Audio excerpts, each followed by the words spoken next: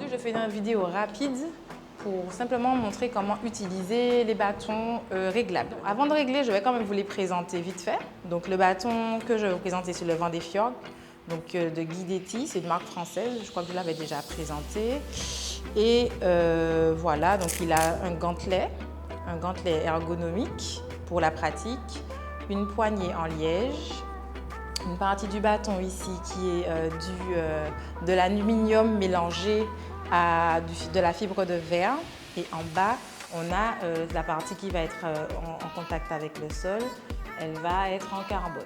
Et puis bien sûr, on a les embouts ici qui se retirent simplement en tirant et une double pointe. Voilà. Donc voilà, la Guidetti a la spécificité de faire des bâtons en double pointe pour pouvoir derrière avoir une meilleure pénétration du bâton dans le sol.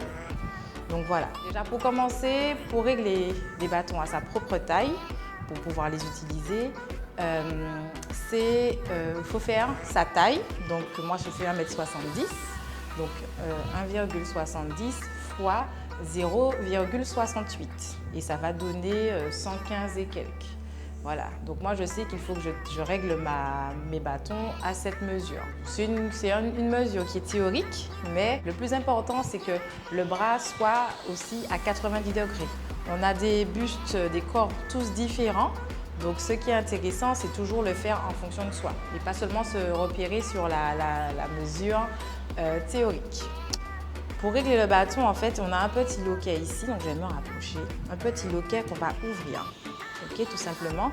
Et avec ce petit loquet, il y a une sorte de petite roue, une petite vis, hein, qui permet simplement de serrer, en fait, plus ou moins le loquet. Donc, je vais j'ouvre ici mon loquet et je vais mettre à ma taille. Donc, moi, j'ai fait mon calcul précédemment. Je fais 1,70 m fois 0,68 m. Donc ça me fait du 115 quelque chose. Donc on va bien faire attention à faire monter. Donc je sais pas, voilà, vous commencez à voir les mesures. Donc il y a du inch ici, alors c'est un peu à l'envers je pense. Donc c'est inch, c'est la mesure anglaise. Et derrière, on a du centimètre. Moi je vais mettre 115. Je mets comme ça parce que, pour que vous puissiez voir, mais normalement on met le bâton à l'horizontale. Donc ici vous voyez que je vais bien à 115, ici. Et là je ne vais pas me contenter de fermer le loquet, je vais quand même visser. Le fait de visser est très important parce que derrière, quand on va planter le bâton au sol, il ne faut pas qu'il puisse se rétracter. Il faut qu'il reste clairement bien droit pour avoir la bonne poussée. Donc là, il faut bien régler pour éviter les accidents. Donc là, je vais visser un peu. Si je sens que j'ai trop vissé, qu'il y a une trop grande résistance, il ne faut pas insister, sinon ça peut casser. Donc je vais juste un peu dévisser derrière. Et tant que, voilà, ici je sens une petite résistance, ça a fermé, il y a le petit clic, c'est parfait. Donc voilà, le bâton il est réglé à ma taille. Et comme je disais tout à l'heure, quand je teste, je vois qu'il est bien à 90 degrés par rapport à ma taille. Ok? Donc ça déjà c'est une première chose, bien régler le bâton.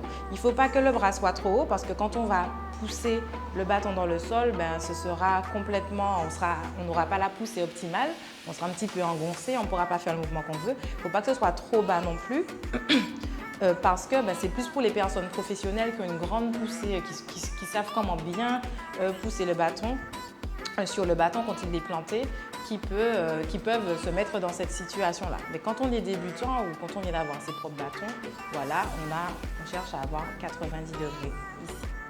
Ok. Ensuite, je vais montrer comment on met les gants. Donc les gants sont très importants, comme j'ai dit, on a les mains qui sont symétriques, hein. Donc côté gauche, côté droit. Donc on ne peut pas mettre les mains dans n'importe quel gant. Il faut toujours faire attention à ce que voilà, on a le bon côté. Donc là c'est à l'envers, mais c'est marqué R ici et sinon l'autre c'est un L, un petit L. Donc le L veut dire left en anglais et R veut dire right en anglais, droite. Donc droite en français. Donc left, gauche en anglais et right, droite en français. Donc voilà, et faut toujours faire attention. Donc là, moi j'ai le right, donc je vais mettre dans ma main droite. Donc pour le faire, je vais mettre de profil. J'ai le gant devant moi le gant, il pend complètement. Il n'est pas tourné. Je dois bien vérifier que il n'y a pas, voilà, le gant n'est pas tourné, il n'est pas mal mis, il est bien enfoncé. Voilà. Donc j'ouvre la dragonne. Prenez le temps de bien ouvrir votre dragonne. Donc la dragonne, c'est le scratch qui est là en fait, hein, qui ferme le gant. J'ouvre ma dragonne et direct, je fais rentrer ma main. Donc, je vais vous montrer de l'autre sens. Pareil, je fais rentrer la main dans le gant et il y a une petite boucle dans laquelle le pouce passe et une grande boucle dans laquelle les autres doigts passent. Je ferme ma main sur le gant et vous voyez ici, il y a un espace. On va faire en sorte que cet espace soit le plus proche possible en fait de la main. Donc, je ne dois pas avoir la main en bas, je dois bien serrer la main avec la commissure ici entre le pouce et l'index qui tient bien en fait le bâton. Et ensuite, là, je vais serrer ma dragonne. Je vérifie que ici, la dragonne soit un petit peu au niveau du poignet. Je serre complètement et voilà. Si vous sentez que c'est trop serré, n'hésitez pas à un peu desserrer, il faut être à l'aise. Hein. Il faut quand même qu'il y ait un petit jeu de main. Donc voilà, mon gant, il tient, mon bâton, il est là, c'est parfait, c'est fait. Donc là, c'est le côté droit. Une fois fait, je mets le côté gauche derrière. Ensuite, je vais vous montrer comment, enfin une astuce qu'il y a sur les bâtons de marche nordique, c'est le décroché du gant. C'est-à-dire que quand j'ai besoin de prendre, je suis en pleine randonnée, ou bien je fais mon cours de marche nordique et j'ai besoin de prendre ma bouteille d'eau si je n'ai pas de sac pipette ou je sais pas, moi je veux prendre un truc dans mon sac, quel que soit. Donc voilà, au lieu d'enlever ici les gants, etc., les décrocher, les scratcher, derrière, je vais laisser le bâton, alors vous n'allez pas voir, mais je laisse le bâton bien au sol, ici, et j'appuie sur le bouton blanc. J'appuie sur le bouton blanc là, et je lève la main tranquillement. Vous avez vu, j'ai rien forcé. C'est pendant que mon pouce était appuyé que j'ai pu lever la main et que ça s'est décroché. D'accord? Donc c'est très important de ne pas lever le bâton. Pour faire ça, ça ne va pas fonctionner en fait. Il faut vraiment prendre patience. J'appuie simplement en fait sur le petit bouton blanc et je lève la main. Pour remettre le gant au bâton, tout simplement, je fais rentrer. Alors je vais me mettre plus près. Voilà, je fais rentrer le petit anneau là dans le bâton. Il faut que le bâton soit bien dans le bon sens. Vous voyez ici, il y a en fait une sorte de liseré en fait, hein, où on peut faire rentrer le gant. Donc c'est pas plus haut, c'est pas en haut qu'il faut mettre, c'est vraiment. Imaginez que c'est un oiseau ici et qu'il y a un bec avec ses deux yeux, son bec. Donc le bec de l'oiseau est vers l'avant. Et là, hop, je fais rentrer le gant dans l'anneau du gant au niveau du bâton. Et là, hop, j'appuie fort vers le bas. Vous avez vu, ça s'est enclenché. On a entendu le petit tac derrière et c'est fait, c'est bon. OK? Donc, je reprends pour vous. Donc là, bon, je le fais comme ça. Normalement, c'est mieux d'être accroché, appuyé. Hein. Donc là, je suis appuyé. J'appuie dans le bâton. Alors, pas trop haut, mais vraiment, j'appuie ici sur le petit bouton. Là, donc j'appuie sur le bouton et je lève en même temps ma main pour pouvoir retirer.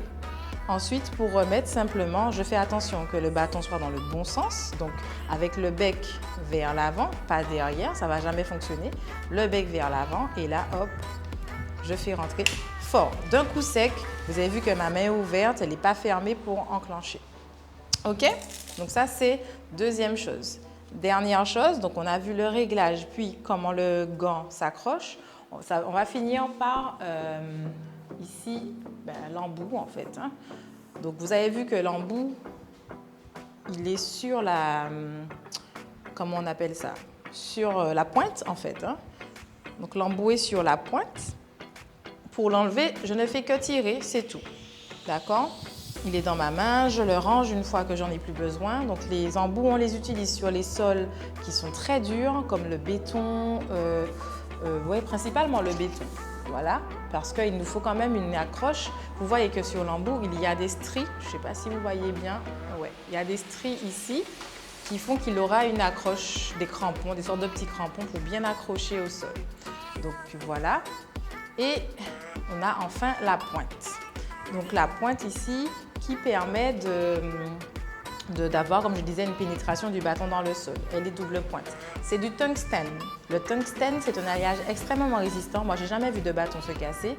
Et j'ai déjà vu des vidéos où, plus que la pointe qui se casse, c'est le plastique donc, qui est moins résistant qui se casse derrière. Donc, il ne faut pas spécialement avoir peur de bien planter le bâton avec force. Il ne faut pas avoir peur. Même sur du béton, on peut utiliser la pointe. Moi je n'utilise pratiquement plus mes embouts parce que ça m'embête de les retirer et les enlever à chaque fois. Quand on est en randonnée, on peut avoir différents sols différents. Et donc, je garde que ma pointe. Le seul inconvénient, c'est qu'effectivement, ça fait des tic-tic-tic là qui peuvent être embêtants. Plus pour l'entourage que pour nous, hein, clairement. Donc voilà, donc c'est tout simplement ça. Et vous voyez, donc il y a une petite vis qui montre qu'en fait cette pointe elle est changeable. Donc effectivement cette marque je l'ai prise parce qu'elle est garantie à vie dans le sens où la moindre pièce qui se trouve dans ce bâton, il y a des pièces détachées. Donc vous n'avez pas acheté un bâton que vous n'allez pas, si quelque chose se casse, vous allez devoir acheter autre chose, un autre bâton. Pas du tout, c'est garanti à vie, on aura toutes les pièces. Donc voilà, donc pour remettre l'embout, vous voyez qu'il y a un trou qui a un certain sens, donc il faut mettre la pointe dans le même sens que le trou pour que ça rentre. Je conseille de ne pas mettre la main par en haut parce qu'en fait la pointe va ressortir et ça va blesser. Donc de mettre les doigts, je mets ainsi, hein. Voilà, de mettre les doigts bien sur les côtés et d'appuyer. On a entendu le petit tac et voilà, c'est fait. Le bâton est prêt à être utilisé. Donc je parle du bâton, mais en marche nordique, il y a deux. D'accord? Il y a toujours deux bâtons.